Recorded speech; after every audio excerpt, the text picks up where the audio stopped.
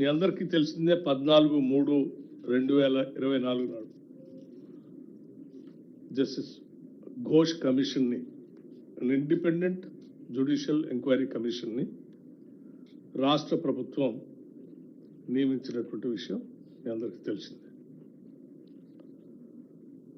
జల వనరుల కోసమే కొట్లాడి తెచ్చుకున్న తెలంగాణ రాష్ట్రంలో దాదాపు 1,00,000 కోట్ల పైబడి కట్టినటువంటి కాళేశ్వరం మేడిగడ్డ కుంగిపోయి కూలిపోయే ప్రమాదంలో ఉన్నప్పుడు రాష్ట్ర ప్రభుత్వం ప్రజాధనాన్ని దుర్వినియోగం అయిపోయినటువంటి సందర్భాన్ని దృష్టిలో పెట్టుకొని ఒక ఇండిపెండెంట్ జ్యుడిషియల్ ఎంక్వైరీ కమిషన్ని ఘోష్ గారిని నియమించడం జరిగింది. దానికి సంబంధించి వారు సుదీర్ఘంగా దీనిపైన లోతుగా అందరి వాదనలు విని ఆనాటి ముఖ్యమంత్రి గారితో సహా, ఆనాటి ఇరిగేషన్ శాఖ మంత్రి గారితో సహా, ఆనాటి ఆర్థిక శాఖ మంత్రి గారితో సహా అనేక మంది వాటికి సంబంధించినటువంటి పెద్దలందరితో మాట్లాడిన తర్వాత వారు సమగ్రమైనటువంటి ఒక రిపోర్ట్ని రాష్ట్ర ప్రభుత్వానికి జూలై 31, 2025 నాడు రాష్ట్ర ప్రభుత్వానికి సమర్పించడం జరిగింది. ఆ సమర్పించినటువంటి నివేదిక ఆధారంగా రాష్ట్ర ప్రభుత్వం కూడా ప్రభుత్వ ప్రధాన కార్యదర్శి నీటిపారుదల, అట్లాగే ప్రభుత్వ ప్రధాన కార్యదర్శి జిఏడి, ప్రభుత్వ కార్యదర్శి న్యాయశాఖ, వీరు ముగ్గురితో అధికారులతో ఒక కమిటీ వేసి ఆ రిపోర్ట్ని క్షుణ్ణంగా చదివి క్యాబినెట్కి పెట్టవలసిందిగా ప్రభుత్వం ఆదేశించడం జరిగింది. గౌరవ ముఖ్యమంత్రి గారు ఆదేశించిన దానిపైన ఈ ముగ్గురు అధికారులు సమర్పించినటువంటి ఆ రిపోర్ట్ బేస్ చేసిన రిపోర్ట్ని ఈరోజు క్యాబినెట్లో మా అందరి ముందు ఉంచటం, దానిపైన స్పష్టంగా గౌరవ ఉత్తమ్ కుమార్ రెడ్డి గారు పవర్ పాయింట్ ప్రజెంటేషన్ కూడా ఇవ్వటం జరిగింది. దీని ద్వారా ప్రధానంగా అంటే ఇది నేను చెప్పేటువంటి అంశాలు ఏవి కూడా రాజకీయపరమైన ఆరోపణలు కావు, ఇది ప్రభుత్వపరమైనటువంటి రిపోర్ట్ కూడా కాదు. It is an independent judicial enquiry report. Ghosh గారిచే నియమించబడినటువంటి ఒక ఇండిపెండెంట్ జ్యుడిషియల్ ఎంక్వైరీ రిపోర్ట్ వారిచ్చినటువంటి అంశాలను మాత్రమే మీ దృష్టికి తీసుకొని వస్తూ ఉన్నాం. దాంట్లో ప్రధానంగా వారు చెప్పినటువంటి అంశాలు 3 బ్యారేజీల ప్రణాళిక, నిర్మాణం, పూర్తి నిర్వహణ మరియు నిర్వహణలో జరిగిన అవకతవకలు మరియు అక్రమాలకు ప్రత్యక్షంగా మరియు పరోక్షంగా జవాబుదారీగా అప్పటి ముఖ్యమంత్రి చంద్రశేఖరరావు గారు వ్యవహరించారు. ఆయన సూక్ష్మంగా ప్రమేయం మరియు ఆదేశాలు ఈ 3 బ్యారేజీల అవకతవకలకు కారణం మరియు ఫలితం కూడా, దీని దుస్థితికి కూడా వారే కారణం. ఇంత స్పష్టంగా వారు స్పష్టమైనటువంటి స్టేట్మెంట్ కూడా దీంట్లో రాశారు. అట్లాగే అప్పటి ముఖ్యమంత్రి 31/3/2016 ఆనాడు మీ అందరూ గుర్తుండి ఉంటుంది, రాష్ట్ర శాసనసభలో ఒక పవర్ పాయింట్ ప్రజెంటేషన్ ఇచ్చారు. తుమ్మిడిహట్టి దగ్గర నుంచి మేడిగడ్డ దగ్గరికి నేను మార్చడానికి కారణాలు చెప్తూ ఆడ నీళ్ళు లేవని, తర్వాత రిటైర్డ్ ఇంజనీర్స్తో కూడినటువంటి ఎక్స్పర్ట్స్ కమిటీ, నిపుణుల కమిటీ సూచనల పరిగణలో తీసుకొని నేను మేడిగడ్డ దగ్గర మొదలు పెడుతున్నానని చెప్పి శాసనసభలో కూడా వారు చెప్పారని చెప్పటం కాకుండా ఆ చెప్పింది కూడా వాస్తవం కాదు అని చెప్పి చాలా స్పష్టంగా వీరు ఈ జ్యుడిషియల్ రిపోర్ట్లో, కమిషన్ రిపోర్ట్లో స్పష్టంగా చెప్పారు. ఎందుకంటే ఆ రిపోర్ట్ని ఆనాటి ముఖ్యమంత్రి గారు పరిగణలో తీసుకోకుండా ఆయన స్వంత నిర్ణయంగా మాత్రమే నిర్ణయం తీసుకున్నారు. కానీ ఆ ఎక్స్పర్ట్స్ కమిటీ ఇచ్చినటువంటి రిపోర్ట్ ఆధారంగా తీసుకున్న నిర్ణయం కాదని చాలా స్పష్టంగా ఈ కమిషన్ రిపోర్ట్లో కూడా చెప్పారు. అంటే ఆనాడు వారు స్వంతగా నిర్ణయం తీసుకోవటమే కాకుండా ఆనాటి శాసనసభను కూడా తప్పుదోవ పట్టించారు. ప్రభుత్వం మరియు అప్పటి ముఖ్యమంత్రిగా శ్రీ కె చంద్రశేఖరరావు మరియు అప్పటి నీటిపారుదల శాఖ మంత్రిగా శ్రీ టి హరీష్ రావు ఉద్దేశపూర్వకంగా నిపుణుల కమిటీ నివేదికను పరిగణించలేదు.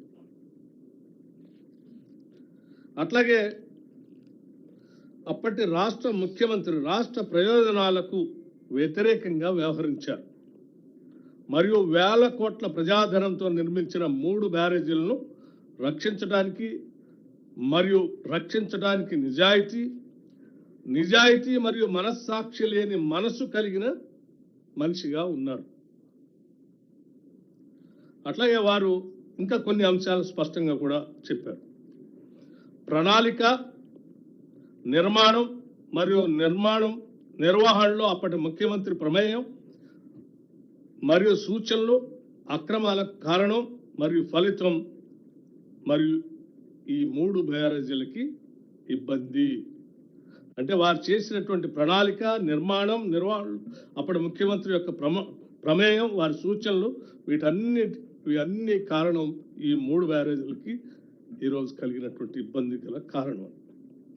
అట్లాగే తెలంగాణ రాష్ట్రం ఏర్పడి నుంచి 2/6/2014 1/3/2016 వరకు ఈ 3 బ్యారేజీల నిర్మాణ పరిపాలన అనుమతులు మంజూరు చేసిన తేదీ డాక్టర్ బాబాసాహెబ్ అంబేద్కర్ ప్రాణేత చేవెళ్ల సుజల స్రవంతి ప్రాజెక్టు యొక్క పునర్నిర్మాణంలో భాగంగా కాళేశ్వరం ప్రాజెక్టు భావన దశ నుండి మరియు ఈ 3 బ్యారేజీల నిర్మాణాన్ని చేపట్టడం కేవలం అప్పటి ముఖ్యమంత్రి యొక్క ఏకైక నిర్ణయం అని చాలా స్పష్టంగా చెప్పారు. 9 ఏటి వద్ద నీటి లభ్యత లేదని ఆరోపించడం సరైనది కాదు అని కూడా చెప్పారు.